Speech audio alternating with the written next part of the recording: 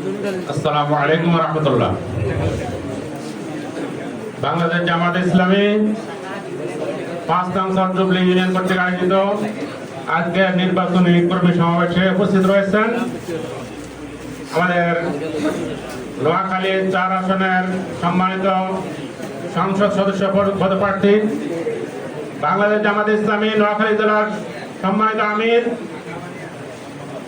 বাংলাদেশ জামাত ইসলামী কেন্দ্রীয় শুরার অন্যতম সদস্য, আমাদের প্রিয় রাহবার জনাব ইসহাক খন্দকার স্যার উপস্থিত আছেন, সুবর্ণচর উপজেলা আমির জনাব মাওলানা জামালউদ্দিন ভাই, উপজেলা এবং ইউনিয়নের দায়িত্বশীল ভাইরা এবং আমার সামনে প্রাণ প্রিয় কর্মীরা, শুধু আল্লাহ তাআলার লাখ কোটি শুকরিয়া জ্ঞাপন করছি।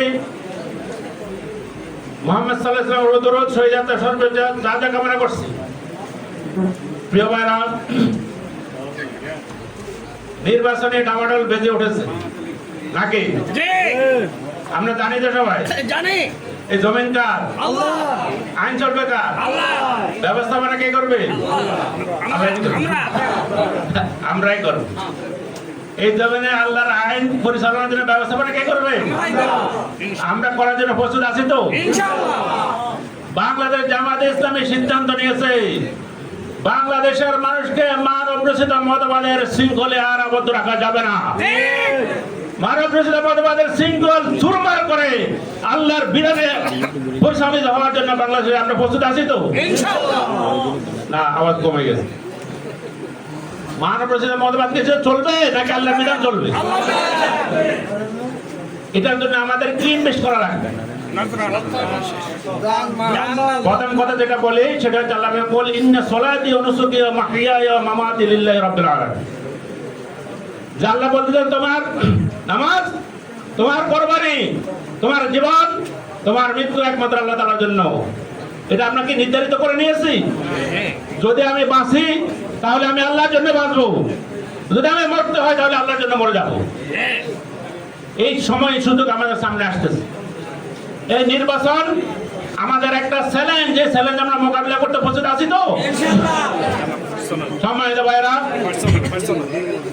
তৃতীয় হিজরি সনে মুহাম্মদ রাসূলুল্লাহ সাল্লাল্লাহু আলাইহি ওয়াসাল্লাম যখন কাফেরদের বিরুদ্ধে উহুদের যুদ্ধের ময়দানে অবতীর্ণ হয়েছিলেন, সেখানে আল্লাহ রাসূল সাল্লাল্লাহু আলাইহি ওয়াসাল্লামের বাগা বাগা 70 জন সাহাবীকে তারা শহীদ করে দিয়েছে। এই 70 জন সাহাবীর শহীদের বিনিময়ে মাত্র 5 বছর পরে মক্কা বিজয় করে আল্লাহ তাআলা আল্লাহ রাসূল তাদের প্রতিশোধ নিয়েছিলেন। ঠিক। বাংলাদেশ জামাত ইসলামী এই জমিনে বাগা বাগা নেতৃবৃন্দকে আল্লাহর জন্য কুরবান করে দিয়েছে। এই কোরবানি যদি আমাদের কাছে সামান্য মনে হয়, আমি যদি আমার জীবনকে আমার কাছে বেশি মূল্যবান মনে করি, আমি যদি আমার সামান্য অর্থকে যদি বেশি মূল্যবান মনে করি, তাহলে এই জমিনে দিন কায়েমের আন্দোলনে আমি কখনো ফিট না। এই জমিনে দিন কায়েমের আন্দোলনে যদি আমাকে ভূমিকা রাখতে হয়, তাহলে আমাকে আগে সিদ্ধান্ত নিতে হবে।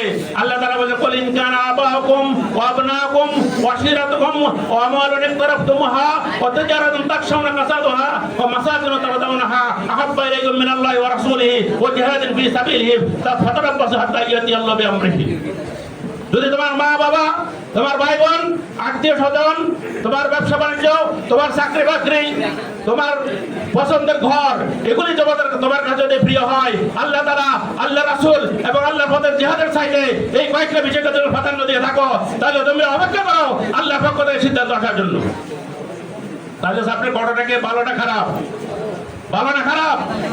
যদি আমরা সিদ্ধান্ত নিতে না পারি, যদি আমার ঘরের মায়া আমার কাছে বেশি থাকে, আমার স্ত্রীর মায়া বেশি থাকে, আমার সন্তান সন্ততির মায়া বেশি থাকে, আমার মাতা পিতার মায়া বেশি থাকে, আমার ভাই বোনের মায়া বেশি থাকে, আমার ব্যবসা বাণিজ্যের মায়া বেশি থাকে, আমার চাকরির মায়া বেশি থাকে, আমার সেই ঘর, যে ঘরটা আমি আলিশান করে তৈরি করেছি, সেই ঘরের মায়া যদি আমার কাছে বেশি থাকে, যদি আল্লাহর মায়া কমে যায়, আল্লাহর বিধানের মায়া কমে যায়, যদি রাসূল সাল্লাল্লাহু আলাইহি ওয়াসাল্লামের ভালোবাসা কমে যায়, আল্লাহর জিহাদের প্রতি যদি আমাদের সেই ঐকান্তিক ইচ্ছা আগ্রহ কমে যায়, তাহলে আল্লাহর সিদ্ধান্ত আসার জন্য অপেক্ষা করতে হবে।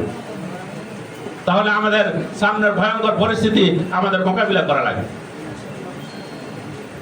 যদি আমরা ময়দানে ভূমিকা না রাখি, একবার আমরা কয় বছর? 15 বছর গোলামি কেটেছি।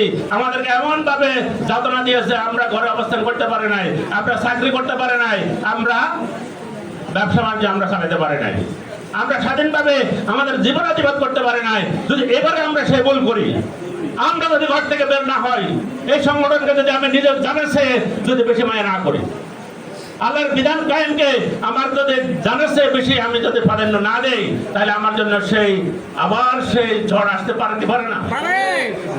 আমরা কি চাই ঝড় আবার আসুক? তো সুতরাং আমাদেরকে এবারে সিদ্ধান্ত নিয়ে ময়দানে নামতে হবে। আমাদের বক্তারা বলেছেন, আমরা আমাদের যে জান, এই জানের মালিক আমি না আল্লাহ তাআলা। আমার মালের মালিক কে? তাহলে এইটা ব্যবহার হবে কার বিধানে? যদি আমি আল্লাহর বিধানে ব্যবহার না করি, নিজের ইচ্ছে ব্যবহার করি, তাহলে কি এটা কি আমাদের খেয়ানত হবে না? তা আমাদের খেয়ানতের যে করে তার ঠিকানা কোথায়? জাহান্নাম। ইন্নাল মুনাফিকিনা ফিদ দারকিল আসফালি মিনান নার। আল্লাহ তাআলা আমাদের হেফাজত করুন। আমাদেরকে এই সময় আসতেছে, অল্প সময়ের ভিতরে আমাদের সিদ্ধান্ত নিতে হবে, আমরা আল্লাহকে আমাদের যে কৃত ওয়াদা আমরা পুরো করব ইনশাআল্লাহ। আল্লাহকে আমরা হিস্সা দিয়ে দেব, জানের হিস্সা আর মালের হিস্সা, দুটা হিস্সা দিয়ে দেবো। এই হিস্সা কিন্তু ভারতের পানি চুক্তি হিস্সা নয়, বর্ষাকালে ছেড়ে দেব, আবার শুষ্ক মৌসুম বন্ধ করে রাখবো। যখন প্রয়োজন, এখনই সময় এসছে, এখন আমরা আমাদের ইচ্ছা দিয়ে দেবো ইনশাআল্লাহ। প্রস্তুত আছি তো? আল্লাহ তাআলা আমাদের ওয়াদা কবুল করুন। আল্লাহ তাআলা আমরা ময়দানে সিদ্ধান্ত নিয়েছি, এবার এই দেশে কালেমার পতাকা আমরা উড্ডীন করার জন্য সিদ্ধান্ত নিয়েছি। আল্লাহ তাআলা আপনি আমাদেরকে সাহায্য করুন। আল্লাহ তাআলা আমাদের যে কদম চলা শুরু হয়েছে, নির্বাচন পর্যন্ত আমাদের কদম ময়দানে দৃঢ় থাকে, এই তৌফিক আপনি আমাদের দান করুন। আল্লাহ তাআলা আমাদের মনোবল বৃদ্ধি করে দেন, আল্লাহ তাআলা আমাদের সাহস বৃদ্ধি করে দেন, আল্লাহ তাআলা আমাদের প্রত্যেকটা কেন্দ্র যেন আমরা ধরে রাখতে পারি, সেই সাহসিকতা আমাদের কর্মী ভাইদের মনে আমরা পয়দা করে দেন। আমার তাওফিক ইল্লা বিল্লাহ। আসসালামু আলাইকুম ওয়া রাহমাতুল্লাহ।